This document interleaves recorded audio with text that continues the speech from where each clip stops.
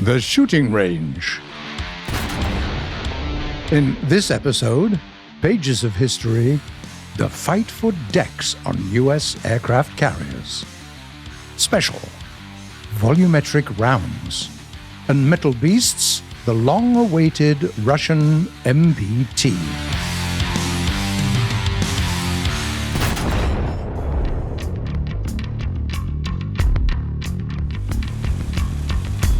With this episode, we begin telling you about the new vehicles that become available with the Raining Fire update. Today, in Metal Beasts, we review one of the most modern modifications of the T-72, the main character of our tank biathlon, the top Russian MBT, the T-72B3. It has an upgraded engine, armor, main and auxiliary weaponry, and even tracks. Its main weapon is an upgraded 2-axis stabilized 125mm gun with elevation angles between -6 and +13 degrees. You can choose between Heat, HE, and Mango APF-SDS rounds, as well as use the new Invar M80GM with a tandem warhead. The commander received a large-caliber anti-aircraft machine gun called Cord, while the gunner got a thermal sight. The powerful B-92 engine speeds the tank up to 60 kilometers an hour. The front of the tank is protected by thick composite armor. The turret's front and roof are hidden behind the Contact 5 reactive armor, while the sides of the vehicle have blocks of D3 Relikt era armor. But even all these weren't enough for the engineers. The hull was reinforced with rubber mesh sacks with additional Relikt blocks inside, while the engine compartment and the back of the turret received slat screens. All these improvements definitely increased the tank's battle performance. Moving around the map, the T-72B3 does a good job at keeping up with the others.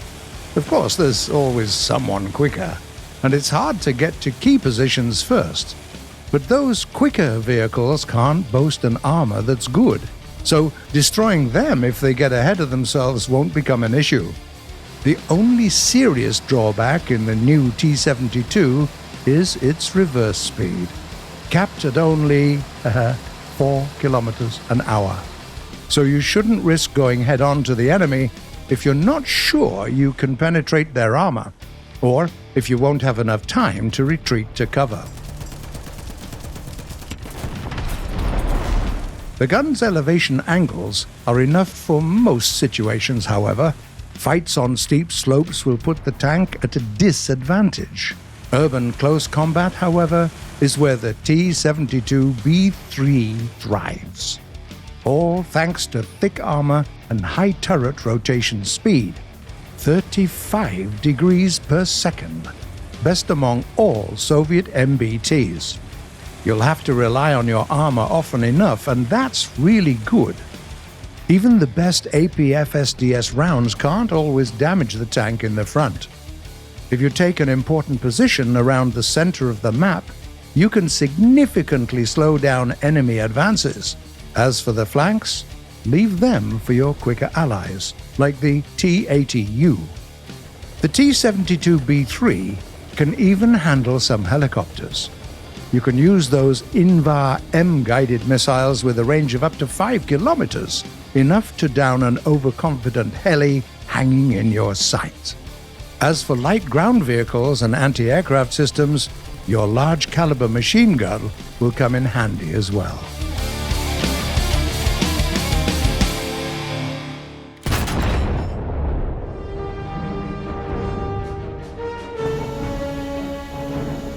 Once the U.S. Navy carrier-based aircraft entered the jet era, a real hullabaloo began on the American carriers.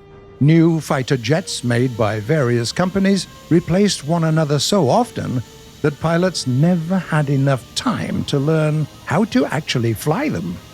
And still, strangely enough, all American carrier-based fighters performed much worse than the Soviet MiG-15s, by the time the Korean War started. With the help of the Antitrust Committee, the competitors stole the leadership from the best carrier-based aircraft maker, the Grumman Company, basically forcing the Navy to buy their own machines instead.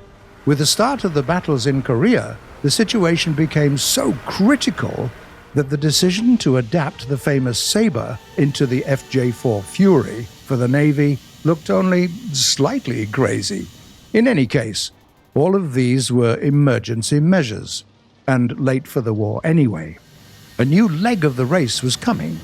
Carrier-based fighters were finally going supersonic, getting their own radar systems and missiles. McDonnell offered their F-3H Demon, Vought built their Cutlass with limited success, Douglas was making their tailless Skylancer, while Grumman specialists opened up their experimental hangars to reveal the prototype of the F-11 Tiger fighter, only to become the favorites yet again. No wonder, considering their experience. There's much to praise in this fighter, but we'll only mention 3 facts. First, the Tigers became the jets of choice for the famous Blue Angel squadron for a long time. Obviously, they would have never chosen a fighter that was difficult to fly. Second, an unbelievable thing happened to a Tiger once.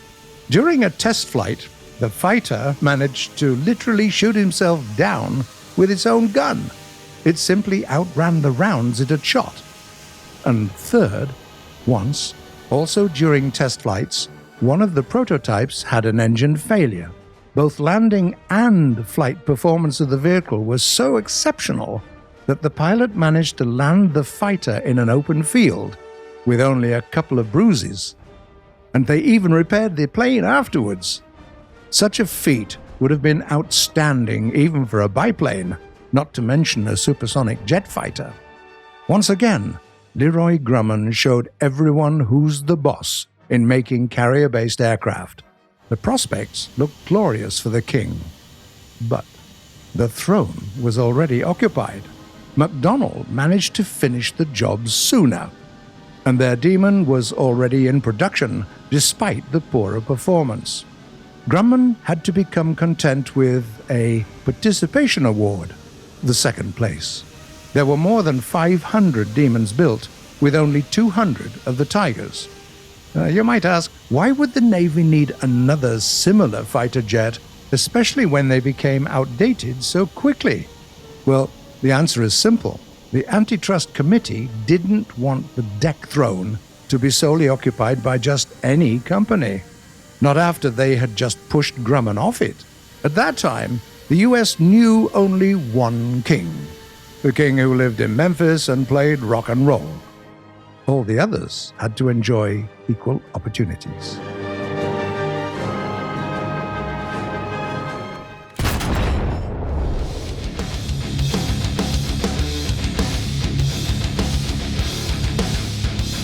The Raining Fire update brought us the long-awaited volumetric rounds. Until recently, tank ammunition in the game was being simulated as material dots. In general, this wasn't too much of a simplification. Any projectile, even the biggest one, is many times smaller than the smallest of tanks. However, on rare occasions, the size did matter, and some of the areas of our tanks could have been penetrated even by projectiles that were too wide to squeeze through in reality. But now, all tank rounds have received their proper geometric dimensions. Let's see what this affects, and how War Thunder gameplay changes now using the example of several popular vehicles. First, let's take a look at the Soviet IS-3 heavy tank. Before the update, an 88mm armor-piercing projectile fired from the KWK-43 gun would easily fly into the narrow gap, right into the turret race ring, and render the machine disabled. Let's see what happens now. Well, to get to the turret race ring now, the shell has to go through the armor on the hull roof, the armor in the turret front, and the armor around the gun mantlet. As a result, the projectile simply breaks before it can reach the ring with no energy left to penetrate the target. Then there is the German Tiger E, large 120mm solid shots used to pierce it right into the turret race ring without any problems. But after the upgrade, the volumetric projectile is hindered by a part of the upper glacis plate protruding above the hull roof and the lower edge of the gun mantlet. The change also affected the Tiger's triplex in front of the driver. Previously, there was a chance to hit the glass directly without hitting the armor plates around it, but now the optics are safe for penetration not only from a tank projectile, but even from a 37mm shell from an SPAA gun. Another good example concerns machine gun nests. Take the American Jumbo, for instance. Its thick armor is great at protecting against enemy rounds hitting the front. One of its few vulnerable areas was the cutout for the machine gunner's gun in the upper frontal plate. Hitting any edge of this spherical structure would allow the shells to enter the combat compartment. But now, it's become much harder since you need to hit right in the center of the machine gun nest. If the projectile goes a little sideways and hits the thick armor plates, it already won't have enough energy to penetrate. Our next example is the American M48 tank. Its frontal armor consists of numerous small elements of various thicknesses. Each of them is easily penetrated with an APC-BC round shot from a 100mm Soviet gun, and it used to be impossible to hit a junction of two different plates.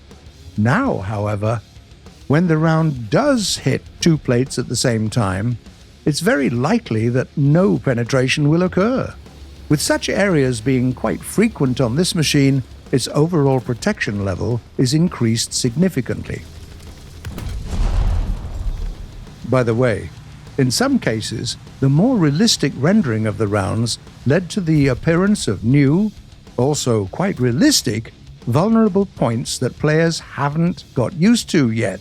For instance, the commander's cupola on the Panther F tank used to be hard to penetrate since the rounds would simply ricochet. But with the new update, it's now much easier, and the fragments hit more internal modules. Lastly, we want to talk about the damage model for the external tank modules. Before the update, you needed a direct hit to damage a barrel or a track. But with the new mechanics, even a round that flies by can hit the module and make it useless, like this. Well, now that we've checked our tanks in and out, it's time to answer some of your questions.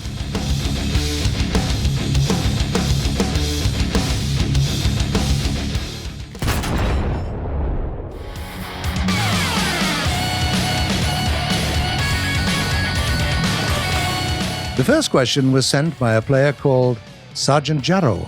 How do I use the P61C-1? Hi there. Your tactic while flying the P61 are similar to other air defense fighters. Thanks to spawning already in the air, this machine has an advantage over enemies that have to take off first. We recommend starting with a climb angle of around 13 to 17 degrees, since there's a high chance that your first targets will be enemy bombers. Your cannons can easily destroy targets of any size, so you don't need to worry about that. If you find an enemy fighter tailing you, switch to the rear gunner view and use your 3 heavy machine guns to spray bullets. As for mixed battles, a good choice is the set of 4 1,000-pound bombs. You can also use fixed guns to destroy light vehicles on the ground. Ben Marsden asks, what's the difference between 0-second fuse and assault fuse? Hi Ben. Assault fuse detonates the bomb when it hits the ground, but not before at least a second passes since the drop. The 0-second fuse doesn't have this delay. Another question comes from Luke Kohler. When bombing, how do I keep my plane from going back to the default flight path when I change cameras? Hello, Luke. To get full control over the plane while in the bombing or gunner view, go to Options, Main Parameters, Air Battle Settings, find the Autopilot for Gunner and Bomb Sight Modes option and set it to No. Now your plane will stop going back to default path and you will get control over it with your keyboard. Mr. Unknown writes, what do I do if I have very few silver lions? Hi there. If you don't have enough silver to fix your vehicles, check out Battles in the tutorial and Single Missions tab. Completing these simple tasks will yield you some silver lions. And to increase your income in actual battles, we suggest you use boosters, orders, and wages. And the last comment for today was written by The Max Dome. How can I tell if my tank can swim or not? Hello there.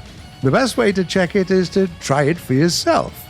Choose the tank you want, speed up, and jump into the water. If it stays afloat, well, it can swim. If not, well, it was a nice tank anyway. Capiche? That's it for today.